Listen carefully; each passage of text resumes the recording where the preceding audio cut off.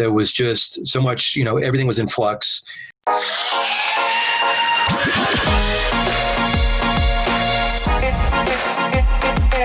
Hi everybody, Michael here with Smart Agents, and I recently did a whole bunch of interviews with agents from around the country, and during the time of shooting these interviews, we'd actually just crossed the 6-month mark of dealing with coronavirus in the country, so obviously that topic came up, and I wanted to share some of the answers we got from some of our agents. Now the first interview portion I want to share with you guys is from an agent out of Hampton Roads, Virginia, Bob Thompson, and we talked everything from those first few weeks in March to how his listings and his showings have changed, and then also what he has been doing over this last 6 months to go ahead and prepare himself for the upcoming year and propel his business forward. I actually took a couple of my higher end properties off the market. And when I say higher end for Hampton Roads, we're talking like 450s higher end. Mm-hmm. So I pulled some of those off the market because there was just so much, everything was in flux. I didn't see any point to leaving them on the market when I wasn't going to be able to say, okay, why is this thing not selling? Because we don't know what's going on. And at the time, folks that are buying a 450 property typically are more influenced by the stock market and things of that nature, and that was going crazy. So it was a best case scenario to just let's walk away for a month and see what happens. Lower end properties kind of did what they were going to do. And then surprisingly enough, all of the short sales that I had that had been taking forever to get done magically got done because the bank had way more time to deal with them and wanted to get them off their books. So after about a month of holy cow, let's start saving our pennies. Things kind of just started going back to normal. Didn't do a whole lot of virtual selling. I'll be quite honest, and I'm probably in the minority. I don't really believe, video selling works. Mm-hmm. I think folks need to get their hands on it and look at the property. Now, it's fine from a starter's point of view in terms of, okay, you live in California and you're buying in Hampton Roads. We can FaceTime and you can go, okay, well, let's put it contingent on me viewing the property and all that. But at the end of the day, it's been my experience that your average Joe wants to get in there and feel that property and see that property and just kind of have that sense of, wow, this is going to be my new home and I love it. And Bob, can you make it happen? Mm-hmm. Yeah. So then if things have kind of gone back to normal, rates are great. What I'm telling everybody in Hampton Roads is it's a great time to sell. It's a terrible time to buy because you're overpaying like a champ. Right now, you have no competition. If you're an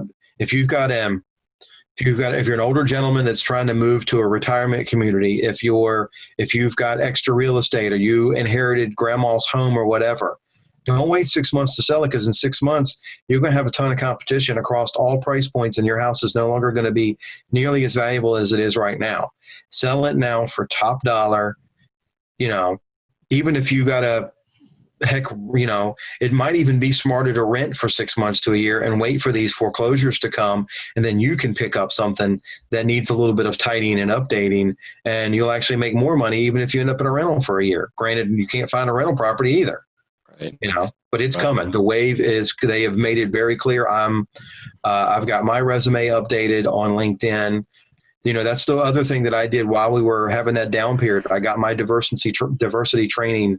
I got a couple of different little, what I would call quote unquote, little real estate diplomas, little baubles and trinkets that whether anybody likes it or not, the banks like, and I had like a month there where that's really all I could do. Was just, okay, put my head down, got my North Carolina license and just, got ready. Yeah. So just like most of the agents we've talked to over the last several months, Bob is in a very hot seller's market right now. But what I liked about what he had to say was that he used this downtime to get those extra certificates and really prepare himself for what's to come in the future. I think that's super smart. And a lot of agents we've actually been talking with are doing the same thing. Next up, we talked to Chris out of Boca Raton, Florida. And for him, that initial slowdown where everything had to take a pause for a few weeks really came at a good time in his personal life. And I want to share some of his interview with you. It's weird. So I was showing properties and my videographer, he calls me like 3 times in a row in a panic. And then I'm like, I send him, and then he texts me, he's like, Chris, you need to start stocking up your house now. The government's going to shut us down for weeks. I'm like, what are you talking about? Anyways, well, he wasn't totally wrong, but he wasn't totally right. And, it was weird. It was kind of a sigh of like, I guess a lot of real estate agents, successful ones, are like this, or business people. We feel guilty when we're not productive, we're not doing something. So when it hit, a couple of things happened. First, my son was born in March, and it was a combination of, okay, my son is born, and now I have the opportunity to take a sigh and not feel guilty. Like, I'm not competing with anyone. No one's going to shame me for not going to work. No one's going to shame me for if we go into debt. I can just go, ah. And the ironic thing of it all, it gave me more time to use that time to study and research and grow the business. And it's probably been my best year yet. And I think that's a direct correlation to taking that breather. Yeah, I think that it's been so interesting talking to people, because that same kind of a reset, I feel like, has happened with so many people that I've talked to, and it's been so good for them.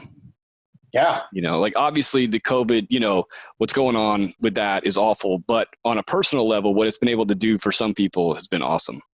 Well, I think that's everything in life. And everything in life, people have two ways of looking at the situation that they're handed to. And I don't know if this is unfortunate or fortunate. A small percentage of people look at things as, how can I twist this into a positive? Well, a lot don't. And if you're aware of that, if you're cognizant of that, and you put yourself in the positive mindset, you can get yourself ahead, because while everyone else has their head in the sand, you're pulling yourself up, and you're, okay, let's figure something out and utilize this opportunity to our advantage. Right. And I think that goes back to the whole positive or proactive versus reactive. And you're taking a very proactive approach to things, and it gets you out on the other side of things so much faster. It does. Yeah, it does. This is where it's going to get weird. I have a coaching program that I wasn't on here to push, but what it did during that 2 weeks, I could really focus on the content for that. Mm-hmm. And we revamped everything and relaunched it to be like greater and better than ever it was. And again, I stopped myself because I didn't want to come up here as a plug in that. No. And then I'm like, well, that's really what I focused my time on. And ironically, the relationships I made with other agents along that way has helped grow my business even more. So I really like how Chris found the positives in everything and was able to use the downtime to his advantage. We're going to be talking with Chris more in future articles, so make sure you're looking out for those. And finally, I want to share a portion of the interview that we did with Madison. She's an agent out of South Dakota, and for her, she'd actually only been an agent for 6 months prior to the pandemic hitting, but it didn't slow her down. I mean, your first year, you're not expected to produce very much, but I, had 21 pending homes under contract in the last 3 months. Wow. From COVID. Our market skyrocketed.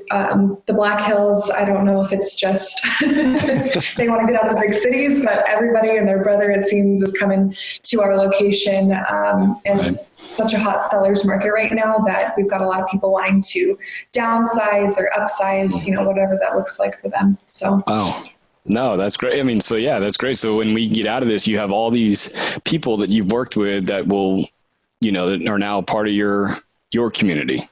Right. Exactly. Yep. So it's been crazy, but I can't complain.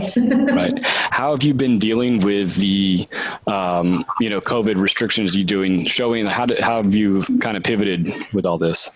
So South Dakota, I think everybody kind of knows where our governor stands on things. So that's definitely affected how we run things a little bit. Virtually, my life has not been much different. I worked out of the office and from home for about 2 months. And then we were kind of back in at full swing by June. Right.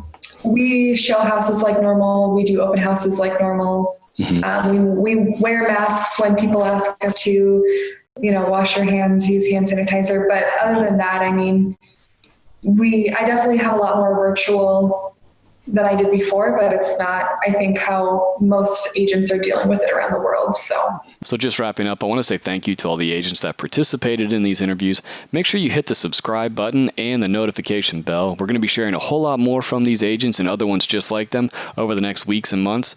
So that's it for now. I really appreciate it, and I hope to see you on the next one.